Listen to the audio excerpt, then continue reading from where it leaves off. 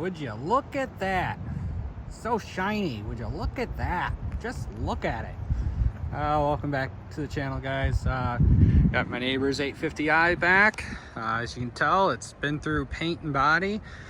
He's got the new wheels on it, and I wasn't sure about going red when he first proposed it, but man, I think this thing, it looks 10 out of 10. Gotta love the pillarless look with the windows down. You can get that nice brown leather interior. It actually looks really good with the red, but I guess, you know, Ferrari had it right. Red, tan interior, it's definitely a look. So she's all through, got all the body work done. Paint job's pretty decent. I mean, it's not, you know, it's no Pebble Beach paint job, but it is pretty decent. There's some little imperfections here and there, but you know, it looks good. He's happy with it, and that's all that really matters. We still haven't sorted out the exhaust, still got the stupid tips on it. We're gonna get to that eventually, but she's looking really good. And I wish I was gonna say that I was excited that it's back, but I'm kind of not. I mean, I am, but I'm not.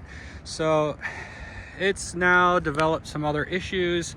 Of course, we're still fighting with runnability issues. It's starting fine, but it's got some power issues. It'll run fine for a minute. Sometimes it only has power if it's right to the floor.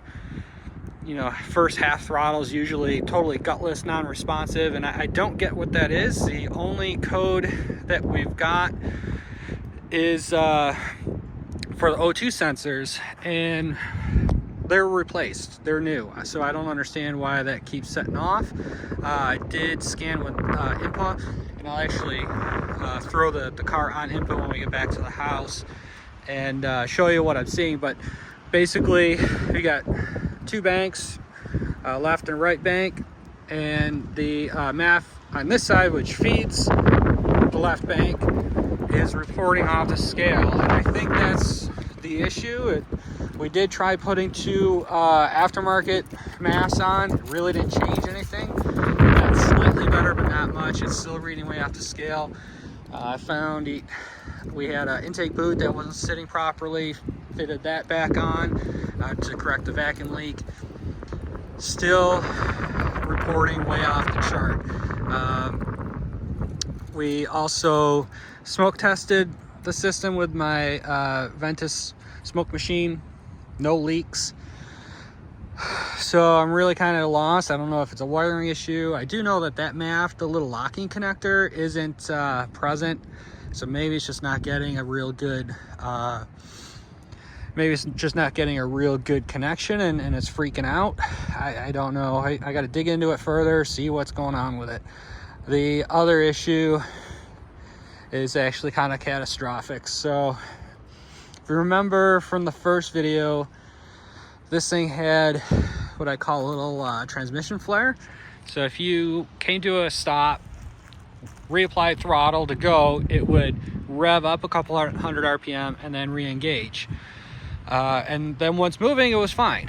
The shop that gave the $7,000 in repair just in labor wanted to throw a transmission at it. We topped off fluids, and that whole issue went away. Unfortunately, it seems like something actually may be wrong with the trans, but we don't have that issue anymore. We basically have zero reverse now. I did top off fluid again. We got a leak. I think it's actually from the fill tube where it connects to the transmission, because it's leaking right on the passenger side back here, and the only thing over there is the fill tube. The cooler lines are actually on the other side, unless there's something else going on underneath, and I haven't had a chance to get it up in the air yet. So I'm pretty bummed that you know, we could be looking at throwing a trans in this.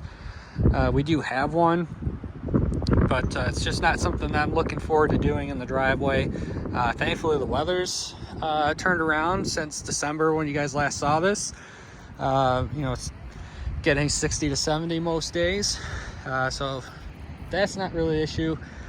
Just because this thing sits low, and he doesn't have it right on its nuts or anything, but by the time you raise the front end up, now you can't get a jack under the back end to get the ass end up, and you really need the entire car up in the air to get that transmission out. So I tried ordering some quick jacks. They were supposed to be here a couple days ago, and they're not here yet. Tried calling the place I order from. They're, I don't know, I guess backlogged from the vendor. So they can't give me an idea when it's coming. But what I want to do today is get this thing home, get it in the driveway, which is fun. I gotta throw boards down and get it up in the driveway. We'll recheck transmission fluid level. It needs to be about 30 degrees C. I think I can see that in INPA, so we'll bring you along with that, see if we can monitor that temp, make sure it's fully warmed up, and then we can check the fluid level. Like I said, I put about 4 quarts in it before, and it seems to be at the right level, but yeah, I want to verify, make sure that it was actually at temp. Drive works pretty well, but there is zero reverse. So anyway, let's get this thing back to the house, and we'll scan it, see if we're at temp, and we can check the fluid levels, and then we'll go from there. I'm not going to do a whole lot more today. It's getting kind of late in the day, so maybe tomorrow we'll pick it back up, try to get this thing in the air, see what the leaks are underneath, see if we can see what might be going on. But glad to be able to bring this back to the channel. You guys can finally see it painted. It's looking good. No more Twilight series black sparkly paint and ugly wheels, blackout wheels. I really hate black wheels. If you guys like them, that's fine. Not throwing you guys any shade. That's not my taste, and I think this looks way better. So I'll get you back to the house and let's see what we can find out. So yeah, that really didn't go as planned. Sitting over here, just finished up the intro, and guess what? Nada. We got a dead battery. This thing has had some battery issues. We got chased down, the battery draw issue. Alternator may be suspect because I just did a 10-minute drive and she won't crank over. Got someone coming with a jump, and then we get back to the house. Owner does have a jump pack in the back, but seems to be used up, so I have to do it the old-fashioned way, and hopefully we can get it back to the house. Well, we got her back to the house. Had it jump started a couple times. We added a bunch of trans fluid, and well, that's not good.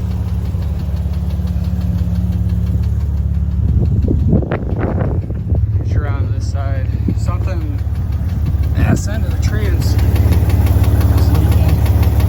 See, we're in the middle of the car. That's the back of the trans. We'll have to get up in the air tomorrow, see where it's pouring out from. I'm done for today. It's up in the air. I dropped the trans pan and fluid. Not great. There was a lot of clutch fluid in the pan itself. I'll throw up a quick picture because I already got that stuff cleaned up. So you see we actually got her up in the air. Hopefully that's good enough because I don't have those quick jacks yet. Although I don't know that they go that much higher than this anyway. But we got her up on 4 jack stands, left the car ramps up underneath. It's got another jack underneath the back. Just, again, jack safety, guys. Don't take it for granted. You definitely don't want a car coming down on you. It'll really ruin your day at the very least. So next step is we'll start dropping the exhaust off, get the heat shields down, drive shaft off, just start prepping for popping this trans out. I don't think we have any recourse other than to do that. Under the hood wise, one thing that I've read helps is to take out the fan, which I've already done. That basically allows you, so when you lower the transmission down, the engine's going to come up with it, and you don't want to shove the fan into the shroud. So like you see, it's just a little bit more room. You need to lower the back of the trans down to get to the bell housing bolts on top. Book time for this job is about 10 hours, I believe, from the research I've done. You know, I doubt I'm going to get anywhere near that, especially since I don't use power tools, I don't have a lift, but we'll just plug away it as we can. The majority of the job, the real PETA, is the starter. We got to pull this washer tank out of the way. They say three to 4 hours to R&R the starter, so you know, I figure at least 2 to 3 with me monkeying around on it. Might be able to grab an extra hand to help me work down below and up top. I heard that's just the real pain in this job, is getting that starter out. So but it's got to be done. I mean, what else are we gonna do? You know, it seems like this trans is dead, so let's get at it.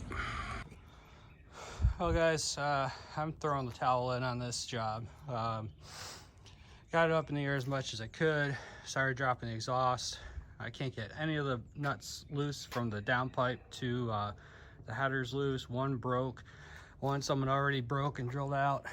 I'm not gonna open that can of worms. So I'm gonna have to let him know that he's gonna need to take it to a shop to have the trans thrown in. Today I did end up getting the fuel filters done. That's been kind of sitting on the list for a while. That was kind of a pain. What I found, which was kind of funny, was the old fuel filters, whoever put them in, they were backwards. The flow was backwards on them. I mean, the car ran. I don't know what that would mean for how it's running, but definitely not good. So it threw me for a loop because I assembled everything back the way it was, not thinking about the actual flow. And when I got it up out of the car, I'm like, man, none of this stuff lines up right. None of this looks right. And did some digging, found 2 pictures on the internet, and that kind of straightened me out. So I'm gonna wrap this video up, get it out to you guys. Apologize that you know, we're not gonna go any further, at least with this part of the job, but we still need to bring it back. We still need to do the whole rear end, all the bushings back there that are shot. Still runs kind of like crap sometimes, so we got to dive back into that and then figure out the battery draw. So there's still be more content on this. I'm just throwing the towel in on the transmission job. Also wasn't feeling too secure under there. The reach is really bad for everything. You know, I do this stuff for fun, and that's not a fun job. So, you know, I was hoping maybe I could make a couple bucks doing it, save him a couple bucks, but throwing the towel in on that. So anyway guys, thanks for watching. If you want to see more of this content, you know, hit like, share it, make sure you subscribe, and we will see you in the next one.